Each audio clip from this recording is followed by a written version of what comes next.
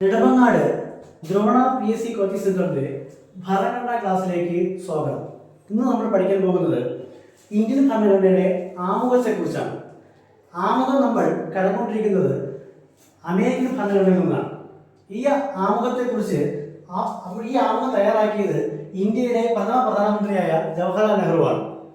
അദ്ദേഹം 1946 ഡിസംബർ മാസം 13-ാം തീയതി ലക്ഷ്യപ്രമേയം എന്ന പേരിലാണ് ഈ ആമുഖത്തെ അവതരിപ്പിച്ചത്. ഈ ആമുഖം ആകെ 85 വാക്കുകൾ ഉൾക്കൊള്ളുന്ന ഒന്നാണ്.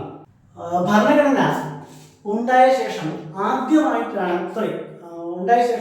ഒരു പ്രാവശ്യം മാത്രമാണ് ഭേദഗതി വരുത്തിയത്. 1976 42-ാം ഭരണഘടനാ ഭേദഗതിയിലൂടെയാണ് ഇത് മാറ്റം വരുത്തിയത്. ഈ 42-ാം ഭരണഘടനാ ഭേദഗതി മിനി കോൺസ്റ്റിറ്റ്യൂഷൻ എന്ന പേരിലാണ് അറിയപ്പെടുന്നത്. ഇന്ത്യൻ ഭരണഘടനയുടെ പ്രിയാമ്പിൾ ഭരണഘടനയുടെ ഭാഗമാണെന്ന് സുപ്രീം കോടതി വിധിച്ച ഒരു പ്രധാനപ്പെട്ട കേസാണ് Kesavananda Bharati versus state of Kerala. Indian ഭരണഘടനയുടെ ഏത് ആർട്ടിക്കിൾ പ്രകാരമാണ് പാർലമെന്റിനെ പൗരത്വവുമായി ബന്ധപ്പെട്ട വിഷയത്തിൽ നിയമം നിർമ്മിക്കാനുള്ള അധികാരം നൽകുന്നത്? ആർട്ടിക്കിൾ 11 പ്രകാരമാണ് ഇന്ത്യൻ ഭരണഘടന പൗരത്വവുമായി ബന്ധപ്പെട്ട വിഷയത്തിൽ നിയമം നിർമ്മിക്കാൻ പാർലമെന്റിനെ അനുവദിക്കുന്നത്.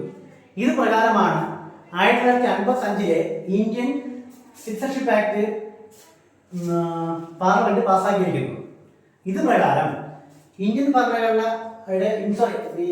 പാർട്ണർഷിപ്പ് ആക്ട് വ്യവസ്ഥ പ്രകാരം ഇന്ത്യയിൽ നമുക്ക് 5 രീതിയിലുള്ള പൗരത്വമാണ് ലഭ്യമാകുക. ഒന്ന് പറയുന്നത് ബൈ ബർത്ത്, 2 ബൈ ഡിസെന്റ്.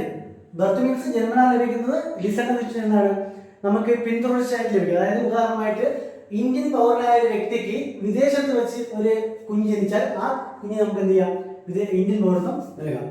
മൂന്നാമത്തേത് ബൈ രജിസ്ട്രേഷൻ. തുടർച്ചയായി 5 വർഷം ഇന്ത്യയിൽ താമസിക്കുന്ന ഒരു പൗരന് ഒരു വ്യക്തിക്ക് പൗരത്വത്തിന് വേണ്ടി അപേക്ഷിക്കാം. നാലാമത്തത് ബൈ നാച്ചുറലൈസേഷൻ. ദീർഘകാലം, അതായത് ചിരകാലം, ഫോർ എക്സാമ്പിൾ ലാറി ബേക്കർ, അതുപോലെ തന്നെ മദർ തെരേസ പോലുള്ള ദീർഘകാലം ഇന്ത്യയിൽ താമസിച്ച വ്യക്തികൾക്ക് എന്ത് ചെയ്യാറുണ്ട്, ഗവൺമെന്റ് ഓഫ് ഇന്ത്യ പൗരത്വം കൊടുക്കാറുണ്ട്. അതാണ് ബൈ നാച്ചുറലൈസേഷൻ, അഥവാ ദീർഘകാലം അഥവാ ചിരകാലം ഇന്ത്യയിൽ താമസിച്ചാൽ പൗരത്വം ഒരാൾക്ക് ആർജിക്കാം.